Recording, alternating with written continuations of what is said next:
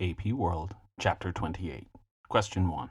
What conditions prompted the post-war independence movements in the colonies?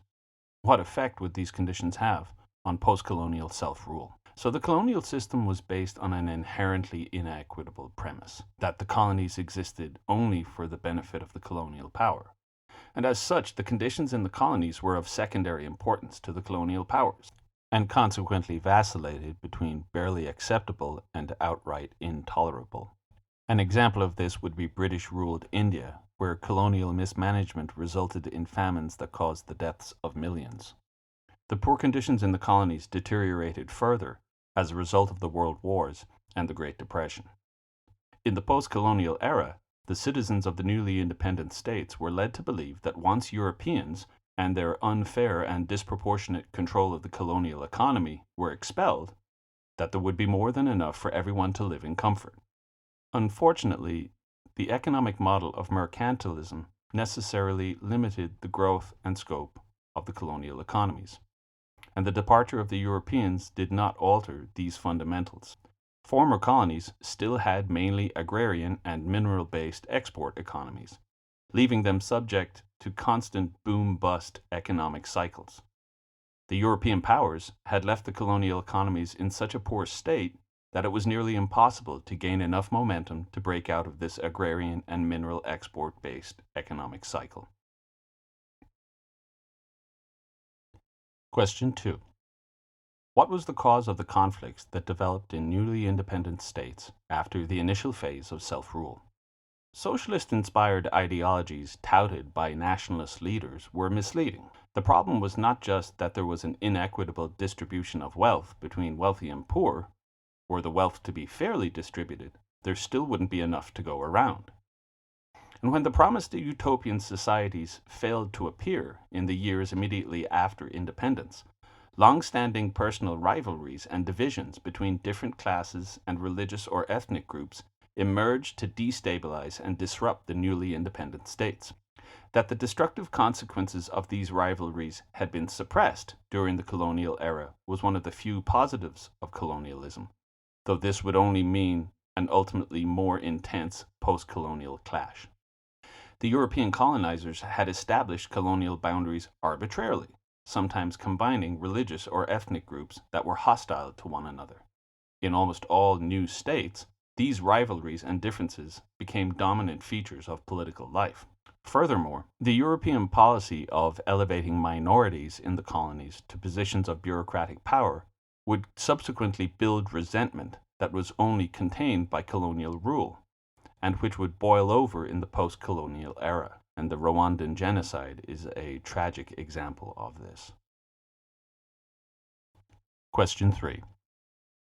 What impact has population increases and urbanization had on post-colonial nations? What is a parasitic city? Due to improved healthcare and nutrition, the population in many newly independent states increased dramatically in the post-colonial era. Population increases in the agrarian areas of emerging nations outstripped land and employment availability, and so excess population moved to urban areas in the hope of making a living there. There was a tangible lack of capacity in rural areas. Land supply is finite, but since employment is theoretically possible in a city, excess populations tended to move towards urban areas. The rapid influx of populations from the countryside to the city thus greatly skewed urban growth. Despite the rapid growth of populations in developing nations, the economies of those states have not developed as rapidly. Consequently, the industrial sector that might otherwise have supported a growing urban populace has yet to materialize. Thus, the populations of these states are disproportionately located in cities, while the country's economic production is predominantly located in rural areas. The urban areas rely on the economic activity of the rural areas without offering much in return. This is the phenomenon known as parasite cities. Question 4. What is neocolonialism? The leaders of developing nations, with good cause, pointed to the phenomenon of neocolonialism to explain the struggle to develop their respective economies. Neocolonialism is the idea that the global economy has continued to be dominated by industrial nations, and thus the same economic imbalances that existed during the colonial era have persisted into the post-colonial era.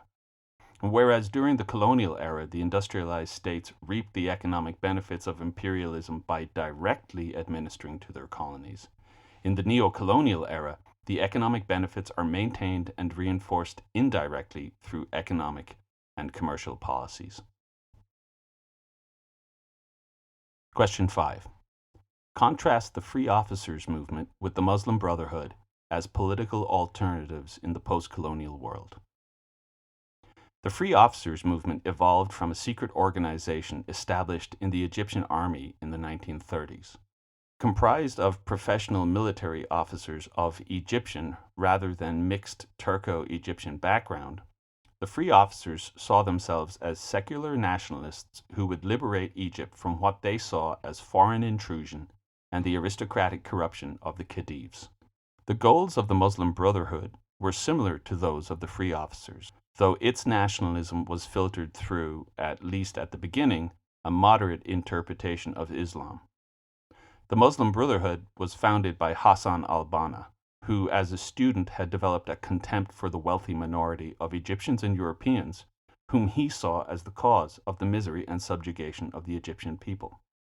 The organization was committed to a revivalist Islamic approach, though initially its main focus was on socio-political reform.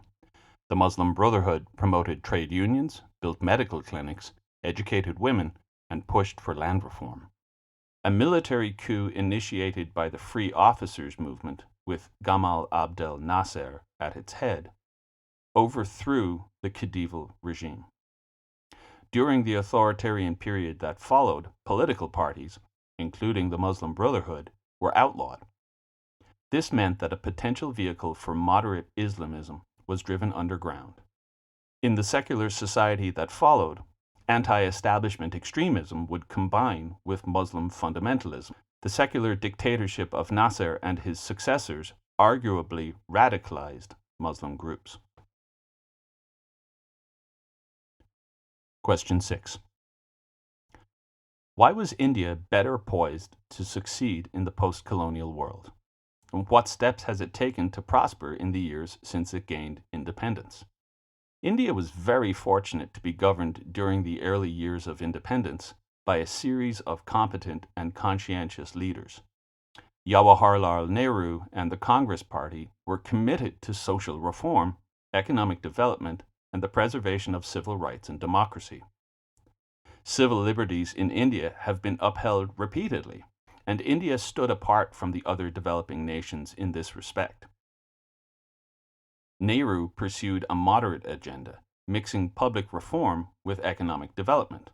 India also, importantly, was non-aligned during the Cold War, and as such was able to solicit investment from both the East and the West, and was also able to avoid being caught between the competing ideologies of East and West. India was able to expand the infrastructure left behind by the British, building an industrial sector that has flourished and has even evolved to post-industrial commerce. India's educational system has been successful in growing a professional class and consequently a thriving advanced technology sector. Question 7. What are the historical origins of Iran's hostility towards the United States? Iran had not been directly colonized by the European imperialists, and had instead been reduced to a sphere of influence divided between Britain and Russia. As such, it would never develop a colonial bureaucracy or infrastructure that could later function as a scaffold for development in the post-colonial era. Modernization in Iran came relatively later into the 20th century than in other parts of the developing world. This evolution, however, was financed by the sale of oil, and because this industry was heavily influenced by foreign powers, in particular the British, economic development and modernization would become synonymous with foreign interference. As this foreign control of Iran's mineral wealth was facilitated by the ultra-corrupt regimes of the Shah Pahlavi and his son, Reza Pahlavi, anti-monarchic nationalism was inextricably linked to anti-Western sentiment.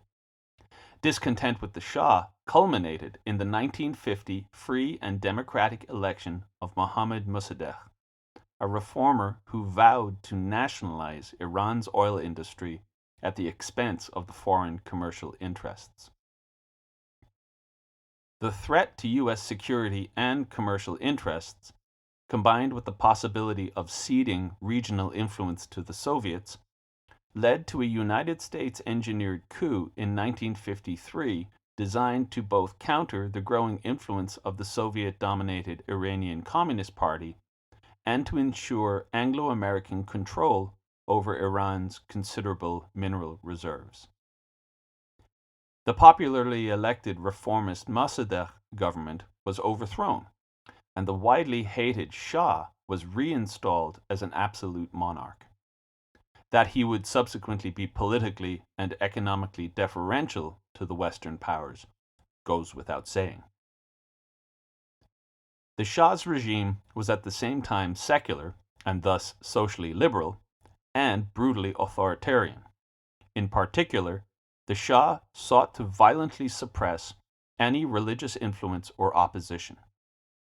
Because the Shah had been returned to power only through the U.S. subversion of the democratic will of the Iranian people, he and his repressive policies became representative of foreign interference.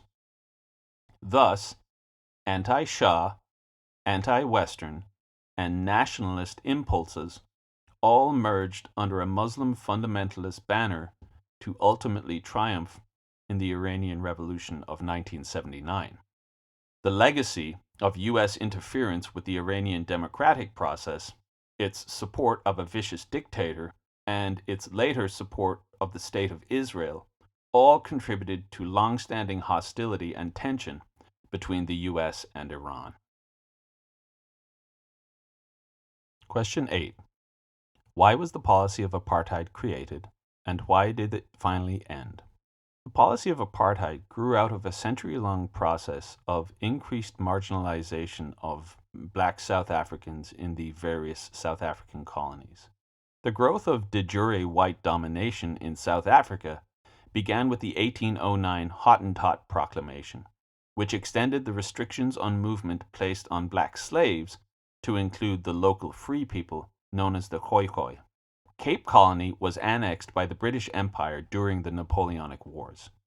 Britain introduced the Slavery Abolition Act in 1833, and slaves were reclassified as indentured servants. In South Africa, laws were passed to regulate the status of these quote-unquote indentured servants. Over time, subsequent laws limiting movement, labor, land ownership, and suffrage were introduced and applied to all people of color. In 1910, South Africa became a self-governing dominion of the British Empire, and this disconnect triggered a further intensification of anti-black legislation. Apartheid became a formal integrated policy in the years after World War II, especially after South Africa became fully independent from the British Empire in 1961. At its height, apartheid included the following regulations: separate and unequal facilities for recreation, education, housing, work, and medical care. Romantic and sexual mixed-race relationships were expressly forbidden. Skilled and high-paying jobs were reserved for white workers, and non-whites had to carry passports listing where they were allowed to work and live. Black political and militant movements led by figures such as Walter Sisulu, Steve Biko, and Nelson Mandela began agitating for change in the 1960s. The internal disruption through both peaceful and violent resistance only intensified over time. The growing international notoriety of apartheid drew at first condemnation and then economic sanctions from the Western world. The combination of internal instability and growing international isolation made apartheid unsustainable, until finally the government of F.W. de Klerk began the process of dismantling apartheid in the early 1990s. The combination of internal instability and growing international isolation made apartheid unsustainable until finally the government of F.W. de Klerk began the process of dismantling apartheid in the early 1990s. In the election of 1994, the first to allow the full participation of black South Africans, Nelson Mandela, long the face of anti-apartheid resistance, is elected the first black president of South Africa.